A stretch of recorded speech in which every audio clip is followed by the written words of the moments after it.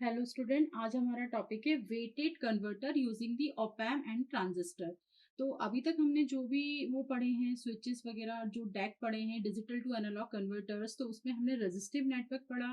Then उसके बाद हमने बाइनरी लैडर पढ़ा। तो इसमें जो हमने डिजिटल जो बिट्स ली थी उसको हमने क्या किया था, रेजिस्टिव नेटवर्क से उसको जोड़ा था। और रेजिस्टिव नेटवर्क पे हमने एक रेफरेंस वोल्टेज दिया था। जो रेफरेंस वोल्टेज जो है वो बिट्स के अकॉर्डिंग जो है वो रेजिस्टेंस से कनेक्ट होता है। अगर जीरो है अगर आपका, तो ग्राउंड से कनेक्ट होता है रेजिस्टेंस। अगर आपकी बिट 1 है तो आपका जो रेजिस्टेंस है वो रेफरेंस वोल्टेज से कनेक्ट होता है। रेफरेंस वोल्टेज 7 हो सकता है, रेफरेंस वोल्टेज 10 हो सकता है, कुछ भी रेफरेंस वोल्टेज हो सकता है। लेकिन जो हमारा प्रैक्टिकल डैक होता है, या हम प्रैक्टिकली हम जो डैक यूज करते हैं, तो उस डैक में जो है हमारा जो स्विचेस होते हैं, यानी कि जो आपकी बिट्स होती है 0101, वो हम किसके थ्रू देते हैं, ट्रांजिस्टर के थ्रू देते हैं। जैसे कि आप फिगर में देख रहे हो, यहाँ पर ब्लॉक डायग्राम है। ये किसका ब्लॉक डायग्राम है? ये है weighted register type DAC using op amp and transistor switches. तो ट्रांजिस्टर यहाँ पर एज ए स्विच यूज हो रहा है। जैसे ट्रांजिस्टर के 3 टर्मिनल है, एमीटर, बेस और कलेक्टर। तो इसमें ये जो आपका एमीटर्स है, तो ये तो वही रेजिस्टेंस है जो हमने प्रीवियस वाले वीडियो में जो हमने उसकी वैल्यूज निकाली थी। वेटेड रजिस्टर कैसे निकाला था? 8421, 8 4 8 4 2 और 1 के रेशो में। ये कैसे निकलता है आपका? जैसे अगर आपका 4 बिट है, 4 बिट है, तो क्या होता है? 0 0 0 0। तो ये जो वेटिंग स्कीम होता है, इसका वेट कितना होगा? 2 की पावर 0 यानी कि 1। इसका वेट कितना होगा? 2 की पावर 2 यानी कि आपका 2 की पावर 1, यानी कि 2 की पावर 1 कितना होगा आपका? 2। और इसका वेट कितना होगा? 2 की पावर 2 यानी कि 4। और इसका वेट कितना होगा? 2 की पावर 3 यानी कि 8। तो इस तरीके से ये जो वेटिंग स्कीम होती है, इसके अकॉर्डिंग हमने देखिए रेजिस्टेंसेस लगाए हैं इसमें, 8R, 4R, 2R और R। और इसका जो बेस है वो हमारा किससे कनेक्ट है? ये बिट से कनेक्ट है। जैसे बिट्स D0, D1, D2 और D3। अगर आपका बिट 0 होगा, अगर आपका इनपुट में बिट 0 होगा, तो बेस करंट 0 होगा।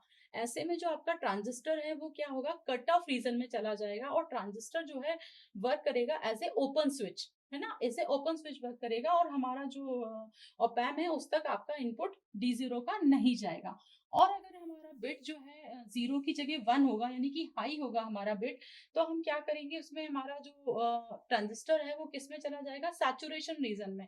सैचुरेशन रीजन में चला जाने से क्या होगा? वो closed switch, as a close switch की तरह वर्क करेगा।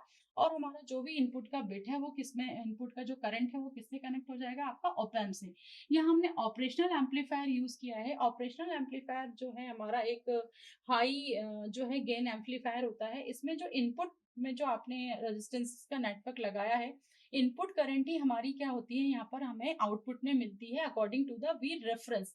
जो भी हमने रेफरेंस में वोल्टेज लगाया है, जो है गेन है, गेन के अकॉर्डिंग हमको आउटपुट में क्या मिलता है? यहाँ पे V output is equals to क्या मिलेगा आपका? जो भी वी रेफरेंस है और उसका हमारा गेन, तो गेन मल्टीप्लाई होगा यहाँ पर। तो गेन क्या है हमारा? ये RF अपॉन R1। ये जो आपका रेजिस्टेंस है, रेजिस्टेंस नेटवर्क का इक्विवेलेंट रेजिस्टेंस है, ये यहाँ पे आ जाएगा। तो RF अपॉन R करके हमें यहाँ पर आउटपुट में जो है इसमें वोल्टेज मिलेगा। और जो आउटपुट का इक्वेशन है वो किस तरीके से मिलेगा? ये ER मतलब वही V आपका रेफरेंस वोल्टेज। एक्चुअली ER और V रेफरेंस दोनों ही आपका क्या है? सेम ही है। ER भी लिख सकते हैं और हम V रेफरेंस भी लिख सकते हैं। तो यहाँ पर क्या होगा? दिस इज द डेसिमल जो आपका बिट का नंबर है, ये वो है आपका, है ना? DN-1, 2 की पावर-1, DN-2, 2 की पावर-2, यानी कि नीचे क्या आ जाएगा? ये 2 का स्क्वायर आ जाएगा। यहाँ से आप देख सकते हो कि जो मोस्ट सिग्निफिकेंट बिट है, ये जो MSB है, ये जो MSB है, ये जो है आपका टोटल जो रेफरेंस वोल्टेज है उसका क्या होती है? हाफ होती है। यानी कि हमने पहले वाले एग्जांपल में भी देखा कि जो आपको आउटपुट मिलता है, वी आउटपुट, वो क्या मिलता है? वी रेफरेंस का हाफ। फॉर किस चीज के लिए? For MSB is equals to 1। जब हमारा MSB क्या हो? हमारा 1 हो। तो उस चीज के लिए हमारा रेफरेंस आउटपुट वोल्टेज क्या मिलता है, रेफरेंस का हाफ मिलता है। ठीक है, तो यहाँ से हमने इसलिए इक्वेशन लिखी है, तो डी एन माइनस वन, ये जो मोस्ट सिग्निफिकेंट बिट है उसका वेट कितना होगा, हाफ, देन उसका क्या होगा, उसका भी हाफ, देन उसका क्या होगा, उसका भी हाफ। इस तरीके से हमको क्या मिलेगा, ये वेटिंग स्कीम मिलेगी। अगर हम यहाँ से 2 की पावर n को कॉमन निकाल लें तो यहाँ पर हमारे पास क्या बचेगा, डी एन माइनस वन, 2 की power n minus one, n minus two, n minus two, 0 0। तो ये हमको क्या हो गया, कंफर्टेबिलिटी हो गई, हमारी इक्वेशन जो है बहुत इजी हो गई। यहाँ n माइनस वन है तो यहाँ पर भी n माइनस वन है, यहाँ पर n माइनस टू है तो यहाँ पर भी n माइनस टू है, और इस तरीके से हमको ये क्या मिल गया, आउटपुट का इक्वेशन मिल गया।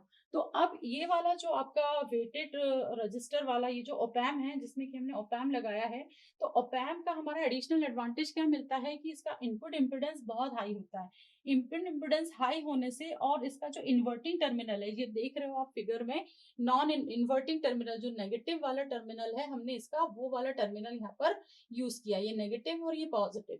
ये इन्वर्टिंग टर्मिनल है, ये नॉन इन्वर्टिंग टर्मिनल है। तो इन्वर्टिंग टर्मिनल पे हमने जो है रेजिस्टेंस का नेटवर्क लगाया हुआ है, और रेजिस्टेंस का नेटवर्क यहाँ पे लगाने से क्या है कि ये वाला जो इसका पॉइंट होता है, ये वाला पॉइंट होता है इसका वर्चुअल ग्राउंड। वर्चुअल ग्राउंड लेकर के जब हम इसकी इक्वेशन निकालते हैं, तो यहाँ से जो भी आपका इनपुट में करंट आया है वो सीधा सीधा आपको कहाँ पर अपियर होता है, आरएफ के अकॉर्डिंग, जो फीडबैक रेजिस्टेंस है, यहाँ से जो हमने फीडबैक रेजिस्टेंस इसके आउटपुट में लगाया हुआ है, ये फीडबैक रेजिस्टेंस, और यहाँ पर हमने क्या लगाया हुआ है, पूरा की पूरा रेजिस्टिव नेटवर्क लगाया हुआ है, और इसको हमने क्या किया हुआ है, ग्राउंड किया हुआ है। और यहाँ पे हमने पूरा की पूरा रेजिस्टेंस का नेटवर्क लगाया हुआ है, जो अकॉर्डिंग टू दिस स्कीम 8421, इसके अकॉर्डिंग हमने सारे रेजिस्टेंस यहाँ पे सेट किए हुए हैं। और उसके बाद यहाँ पे जो करंट आ रही है वही करंट हमको यहाँ पे अपियर होगी। ठीक है, ये फीडबैक रेजिस्टेंस आरएफ है। ठीक है, यहाँ पे जो करंट आई आ रही है वही करंट हमको यहाँ पे अपियर होगी, क्योंकि यहाँ पर अंदर इसके कोई करंट एंटर नहीं होती है ओपैम्प के अंदर। तो ये हमको यहाँ पर इसका बहुत ज्यादा बेनिफिट मिल जाता है। अब अगर हमारे पास इसमें दो चीजें, अगर हमारे पास ये जो रेजिस्टेंस का नेटवर्क हम 842 स्कीम से बनाएंगे, यानी कि 8R 2R है ना, 8R 4R 2R और R, तो अगर हमारे रेजिस्टेंस इस रेशियो में नहीं हुए तो हमारे आउटपुट में क्या आएगी, एरर आएगी। तो हमारा जो आउटपुट आएगा ना वो लीनियर नहीं आएगा, मतलब ये जो स्क्वायर केस वेवफॉर्म बननी चाहिए ना इस टाइप से, ऐसी वेवफॉर्म हमारी नहीं बनेगी, और जो हमारा स्टेप है ना वो अनइक्वल हो जाएगा।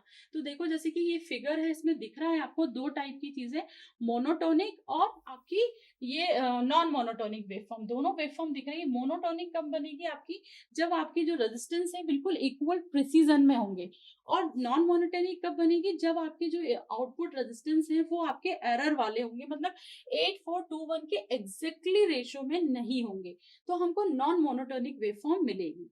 तो इस तरीके से ये जो आपका ये वाला जो लैडर नेटवर्क है, ये जो आपका डैक है weighted using the op amp and transistor as a switch, इसमें ये तो फायदा है कि ट्रांजिस्टर का फायदा हमको मिल रहा है, हम एज ए स्विच उसका यूज कर रहे हैं, लेकिन जो इसमें रेजिस्टेंसेज है, रेजिस्टेंसेस का वही इशू है जो पहले से चला आ रहा है, क्योंकि जो रेजिस्टेंसेज है वो क्या होना चाहिए हमारे इन द प्रिसीजन मैनर में, रेशो में डिवाइडेड होने चाहिए। तो this is the biggest disadvantage. और एडवांटेज है हमको ट्रांजिस्टर का यहाँ पे एडवांटेज मिलता है ओपैम का, क्योंकि ओपैम का इनपुट इम्पिडेंस जो होता है बहुत ज्यादा हाई होता है।